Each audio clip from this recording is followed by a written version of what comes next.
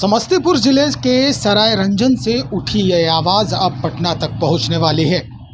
दरअसल मामला है KSR कॉलेज को ग्रीनफील्ड एक्सप्रेसवे के जद में आने से बचाने का।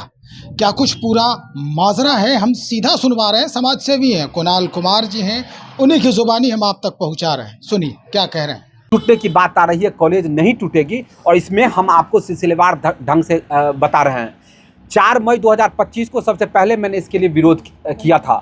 इसके बाद 8 मई 2025 को माननीय उस समय जल संसाधन मंत्री थे विजय कुमार चौधरी के द्वारा सरायरंजन में जल संसाधन विभाग के सभागार में एक बैठक की गई और अनौपचारिक रूप से एक DCLR को नियुक्त किया गया कि आप एक अल्टरनेट रास्ते की व्यवस्था कीजिए।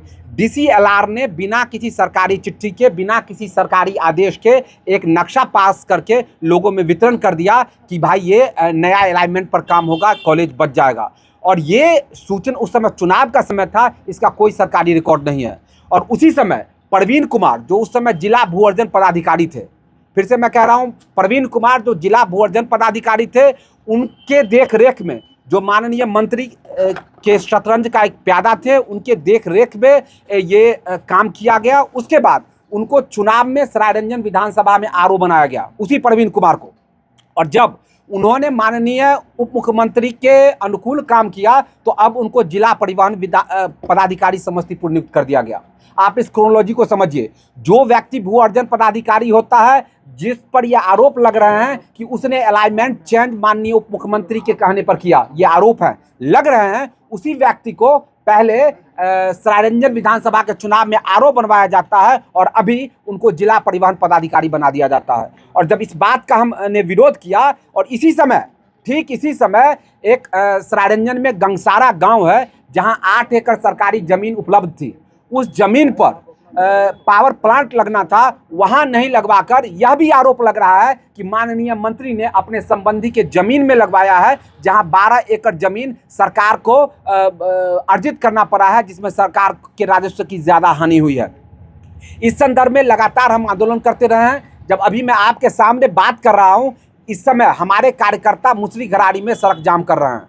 अभी हमारे कार्यकर्ता समस्तीपुर मुसरी घराड़ी में सड़क जाम कर रहे हैं और हम आप लोगों के माध्यम से बिहार के तमाम लोग जो सामाजिक और राजनीतिक सरोकार को रखने वाले लोग हैं, उनको हम आमंत्रित करने आए हैं और उनको हम बताने आए हैं कि KSR को बचा लीजिए। KSR का बचना पूरे समस्तीपुर ही नहीं, पूरे मिथिलांचल के संस्कृति और शैक्षणिक सभ्यता को बचाने जैसा है। और ये पद यात्रा संभवतः बिहार के इतिहास में पहली बार होगा कि कोई व्यक्ति, कोई सामाजिक कार्यकर्ता का जत्था किसी जिला मुख्यालय से चलकर और राजधानी आएगा और अपने मुख्यमंत्री से, नेता प्रतिपक्ष से और महामहिम राज्यपाल से मिलकर और वह मांग करेगा कि जो पहला सर्वे था NHI का, उस पर रहे। इस बीच में इंडियन एक्सप्रेस ने एक खबर छापी थी जिस पर काफ़ी बवाल हुआ था। उसके बाद मैंने NHI के पदाधिकारियों से बात किया कि भाई आपने जो स्पष्टीकरण जारी किया है ये तो गलत है।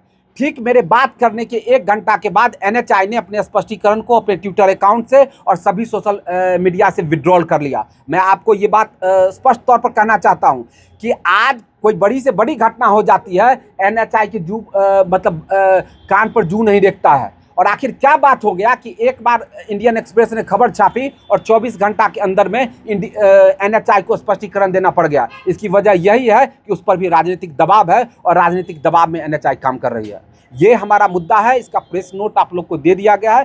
कोई भी आपके पास सवाल हो इसे संदर्भित आप पूछ सकते हैं, मैं जवाब देने के लिए उत्सुक हूँ।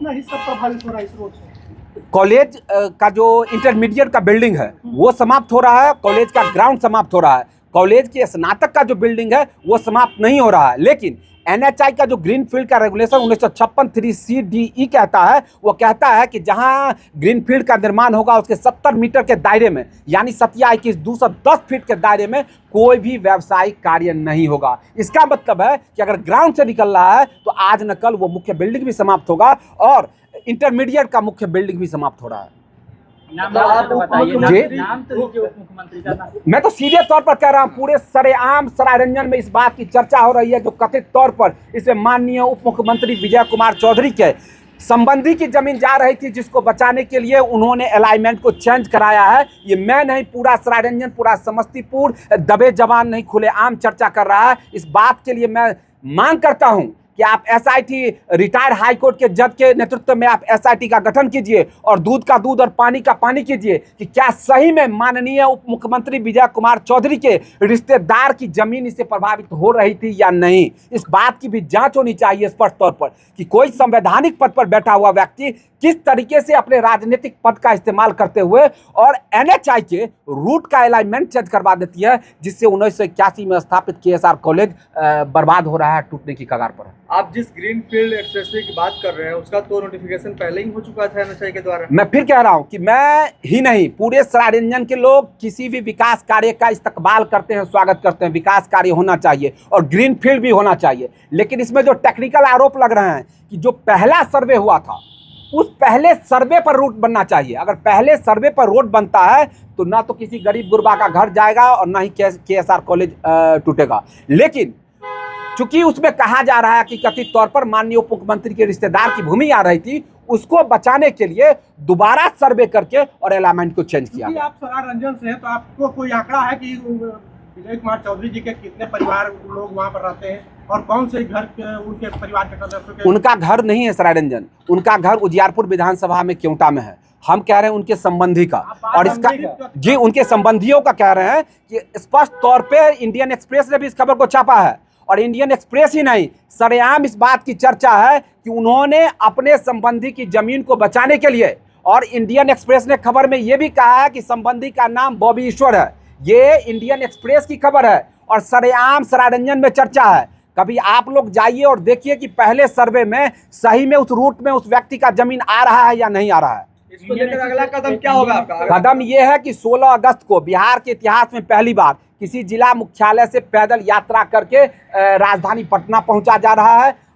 हम पूरे सरायरंजन वासियों की तरफ से हम आ रहे हैं और माननीय मुख्यमंत्री, माननीय नेता प्रतिपक्ष और महामहिम राज्यपाल से मिलेंगे और वहां हम अपना मेमोरेंडम देंगे। और हम तब तक इस बात के लिए डटे रहेंगे जब तक कि इसकी स्वतंत्र निष्पक्ष जांच कराकर और पूर्व जो सर्वे किया गया था अलाइनमेंट को वहां नहीं पहुंचाया जाता। एक्सप्रेस की जो खबर है उसमें ये भी है कि जब उनसे पूछा गया तो वो बोले कि जो नया वाला रूट में बन रहा है उसमें थोड़ा जमीन भी आ रहा है मेरे परिवार वाला का। ये भी आप मानते हैं कि इसमें थोड़ा आ रहा है तो पहले वाला ज्यादा आ रहा है? अब ये तो आप खुद जवाब दे रहे हैं, खुद वो जवाब दे रहे हैं। मैं भी यही कह रहा हूं कि उनके स्वार्थ की पूर्ति के लिए इंडियन एक्सप्रेस ने ही सिर्फ खबर नहीं छापी है, सरेआम पूरे सरायरंजन समस्तीपुर में चर्चा है कि किस तरीके से केएसआर कॉलेज जो लाखों छात्रों का भविष्य जहां बन रहा है उसको बलि चढ़ाया जा रहा है। जब आप लोग यहाँ हैं, मैं आपसे बात कर रहा हूं, हमारे कार्यकर्ता के साथ पुलिस, समस्तीपुर की पुलिस धक्का मुक्की कर रही है और हमारे कार्यकर्ता पूरे सरायरंजन के लोग मुसरी घराड़ी में जाम पर बैठे हुए हैं। मुसरी घराड़ी में NH-28 को वो उन्होंने जाम किया हुआ है। अच्छा, कबरा चौर का जो बात कही उसमें भूमि अधिग्रहण की क्या बात है?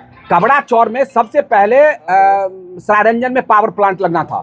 वो पावर प्लांट के लिए दंगसारा में 8 एकड़ जमीन बिहार सरकार की उपलब्ध थी। पहले वहां चिन्हित किया गया था और इसके लिए 12 एकड़ जमीन की आवश्यकता थी, तो बिहार सरकार को सिर्फ 4 एकड़ जमीन अधिग्रहण करना होता। लेकिन चूंकि अधिग्रहण में पैसा ज्यादा मिलता है, इसलिए कबरा चौर में माननीय मंत्री जो जमीन पानी में डूबा हुआ था उसको मुआवजा ज्यादा दिलवाने के लिए वहां से उठाकर कबरा चौर लाया गया है। और जो NH पास हुआ था, पहले कबरा चौर होके पास हुआ था, लेकिन उसको हटाकर और ग्रामीण क्षेत्रों से, बसावर के क्षेत्रों से पास किया गया। जो NHI का अधिनियम 1956 है वो स्पष्ट कहता है कि जहां सबसे ज्यादा बसावट हो उधर से रास्ता नहीं निकलेगा, जहां सबसे कम बसावट हो, चौर हो, चांचर हो, उधर से सड़क निकलेगी, ताकि सरकार पर भी राजस्व का कम बोझ पड़ेगा और लोगों को भी कम परेशानी होगी। लेकिन इसमें जो NHI की मार्गदर्शिका 1956 है उसका भी स्पष्ट उल्लंघन किया गया है और कहा जा रहा है कि कथित तौर पर माननीय उप मुख्यमंत्री के इशारे पर सारा कुछ हुआ है। हम इसके लिए स्पष्ट जांच की मांग करते हैं कि हाई कोर्ट के किसी रिटायर्ड जस्टिस से आप स्वतंत्र एसआईटी का गठन करवा दीजिए और जांच करके दूध का दूध और पानी का पानी करवाइए कि क्या सही में उस अलाइनमेंट में माननीय मंत्री के किसी संबंधी का जमीन आ रहा था या नहीं। और साथ ही केएसआर को आप बकस दीजिए, केएसआर को मत तोड़िए। केएसआर को तोड़ना पूरे मिथिलांचल के सांस्कृतिक और शैक्षणिक परंपरा को तोड़ना है और हम नहीं होने देंगे। इसके लिए हम मरने के लिए तैयार हैं, इसके लिए किसी भी कीमत को चुकाने के लिए हम तैयार हैं। हम करीब 100 किलोमीटर चलकर सरायरंजन से हम पटना आएंगे और माननीय मुख्यमंत्री और माननीय नेता प्रतिपक्ष के दरवाजे पर हम तब तक भूखे प्यासे बैठे रहेंगे जब तक कि वो हमारी बात नहीं सुन लेते हैं, हमारी बात नहीं मान लेते हैं। आने वाले 16 अगस्त से एक पद यात्रा शुरू हो रही है जो सराय रंजन से पटना तक पहुंचेगी और ये पूरा कुनबा होगा उस कॉलेज को, महाविद्यालय को बचाने वालों की, जो इस वक्त कहा यह जा रहा है कि ये ग्रीनफील्ड एक्सप्रेसवे के जद में आने से बचाने की एक मुहिम हो रही है। निश्चित तौर पर पटना पहुंचने के बाद ये सीधा पहुंचेंगे मुख्यमंत्री सम्राट चौधरी के दरवाजे पे यानी दहलीज पे और नेता प्रतिपक्ष के दहलीज पे।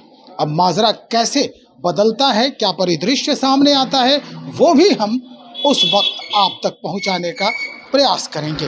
बस इंतजार करें, बने रहे हमारे साथ। बहुत शुक्रिया।